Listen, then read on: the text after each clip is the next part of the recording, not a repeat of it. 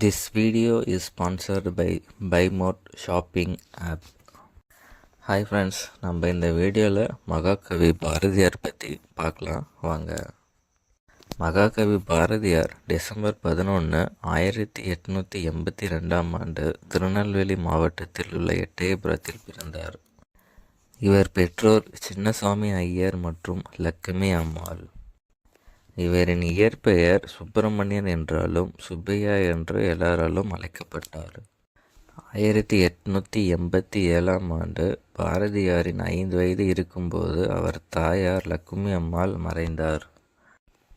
தந்தை மற்றும் பாட்டியான பாகிரதி அம்மாளிடம் வளர்ந்தார். பாரதியார் ஆங்கிலம் மற்றும் கணிதம் கற்று இவர் ஒரு பொறியாளராக வர வேண்டும் என அவர் தந்தை விரும்பினார்.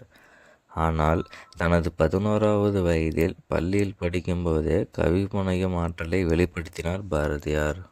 இவரது இந்த திறமையால் அப்போதுதான் இவர் பாரதி என்று எல்லாராலும் அழைக்கப்பட்டார். எட்டயபுரத்தில் பிறந்த பாரதி தனது ஆரம்ப கல்வியை திருநெல்வேலியில் பயின்று வந்தார். பிறகு அவர் தாயார் மறைவுக்கு பின் வாரணாசியில் தனது படிப்பை தொடர்ந்தார். இவர் 1897 தனது 15வது வயதில் செல்லம்மாவை மணந்தார். பின்பு 1898 தனது தந்தையின் மறைவிற்கு பின் வறுமை நிலை அடைந்தார் பாரதி.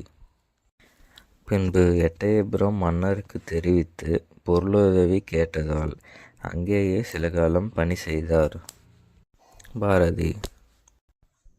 பின்பு 1901 எட்டயபுரம் அரண்மனையில் கவிஞராகவும் பணியாற்றினார்.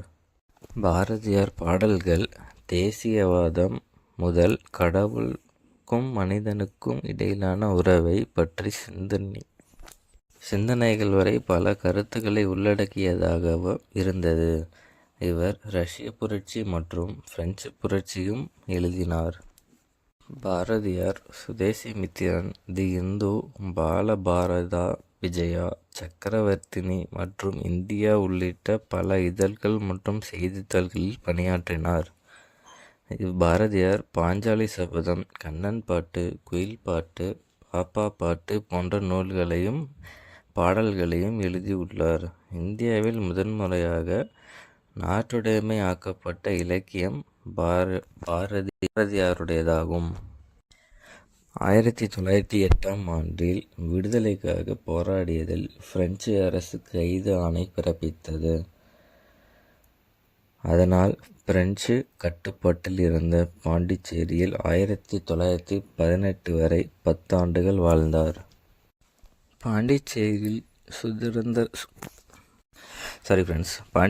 சுதந்திர இயக்கத்தின் புரட்சிகர பிரிவில் அரவிந்த் மற்றும் லாலா லஜபதி ராய் போன்ற பல தலைவர்களை சந்திக்கும் வாய்ப்பு பாரதியாருக்கு கிடைத்தது. பாரதியார் ஆர்யா மற்றும் கர்மயோகி போன்ற இதழ்களின் வெளியீட்டிற்கு அரவிந்திற்கு உதவினார். வேத இலக்கியம் மற்றும் கற்கத் தொடங்கிய காலமும் இதுவே. 1918 பாரதி கைது செய்யப்பட்டார். 3 வாரம் சிறையில் அடைக்கப்பட்டார். பின்னர் அன்னி பெசன்ட் மற்றும் ராமசாமி ஐயர் முயற்சியால் விடுவிக்கப்பட்டார். 1919 மகாத்மாவை சந்தித்தார் பாரதி. 1920 முதல் சுதேசிமித்திரம் பதிப்பை மீண்டும் தொடங்கினார். சிறைவாசத்தினால் உடல்நிலை பாதிக்கப்பட்டது அவருக்கு. வழக்கமாக திருவல்லிக்கேணி பாரத சாரதி கோவிலில் லாவண்யா என்ற யானைக்கு உணவளித்த போது யானை தாக்கியதில் பலத்த காயமடைந்த அவர் பிழைத்து கொண்டார். அதில் உயிர் பிழைத்த போதும் சில மாதங்களில் உடல்நிலை மோசமானது. பின்பு 1921 செப்டம்பர் 11 அதிகாலை 1 மணி அளவில் இயற்கை எய்தினார். அவருக்கு மரியாதை செய்யும் விதத்தில் 1993 பாரதியார் வாழ்ந்த வீடு தமிழக அரசால் வாங்கப்பட்டு பாரதியார் இல்லம் என்ற பெயரில் புதுப்பிக்கப்பட்டது. தேங்க்ஸ் ஃபார் வாட்சிங் திஸ் ஃப்ரெண்ட்ஸ். இந்த வீடியோவில் நம்ம மகாகவி பாரதியாரை பற்றி பார்த்தோம். இதே போல் அடுத்த வாரத்தில் வேறு ஒரு சுதந்திர போராட்ட தலைவரை பற்றி பார்க்கலாம். இந்த மாதிரி டீட்டெயில்ஸ் உங்களுக்கு தெரியணும் அப்படின்னா நம்ம சேனலை தொடர்ந்து சப்ஸ்கிரைப் பண்ணி வச்சுக்கோங்க. Thank you friends.